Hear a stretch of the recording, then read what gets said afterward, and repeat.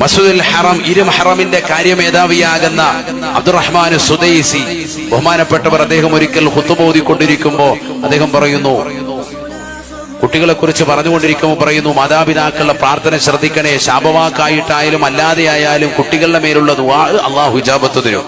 അദ്ദേഹം ഉദാഹരണം പറഞ്ഞത്, ഒരു ഗ്രാമത്തിൽ വസിക്കുന്നതാകുന്ന ഒരു കുട്ടി, ആ കുട്ടി വലിയ വികൃതിയുള്ള കുട്ടിയാണ്, അറബി പയ്യനാണ്. മാതാപിതാക്കൾ എപ്പോഴും അവന്റെ വിഷയത്തിൽ വളരെ ആശങ്കപ്പെട്ടുകൊണ്ട് നിലകൊള്ളുന്ന സമയമാണ്. നാട്ടുകാർക്കും കൂട്ടുകാർക്കും എല്ലാവർക്കും ഇടയിൽ വികൃതി കാണിക്കുന്നതാകുന്ന ആ കുട്ടി നല്ല ബുദ്ധിയുള്ളതാകുന്ന ചെറുപ്പക്കാരൻ, ഖുർആൻ പഠിച്ചിട്ടുള്ളതാകുന്ന പൊന്നുമോൻ. ഒരിക്കൽ വീട്ടിൽ അതിഥികൾ വന്നപ്പോ ഉമ്മ ഭക്ഷണം ഉണ്ടാക്കിക്കൊണ്ടിരുന്നപ്പോ ആ ഭക്ഷണത്തിന്റെ പാത്രത്തിലേക്ക് മണ്ണ് വാരിയിട്ടു. അപ്പൊ ഉമ്മ ശപിച്ചുകൊണ്ടൊരു ദുആ, പക്ഷെ ആ ശാപം ഖൈറായ നിലയ്ക്കാണ് ദുആ കൊടുത്തത്.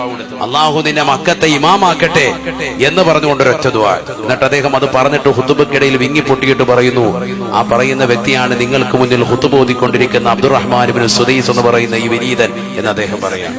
ഉമ്മയുടെ പ്രാർത്ഥന ശാപമായിട്ട് ദ്വാരുന്നതാണ്, അള്ളാഹു നിന്നെ ഹറമിന്റെ ഇമാമാക്കട്ടടാ എന്ന് പറഞ്ഞുകൊണ്ട് ഒരു ശാപത്തിന്റെ ദുആ. അവരുടെ ശൈലി അതാണ്. നമ്മളാണെങ്കിലോ അല്ലാഹ് ഹയവാന നരകത്തിന്റെ അടിത്തട്ട് കൊടുക്കട്ടെ എന്ന് പറയും. തീർന്നു, അതോടുകൂടി അള്ളാഹു നമ്മളെ കാത്തു സംരക്ഷിക്കട്ടെ.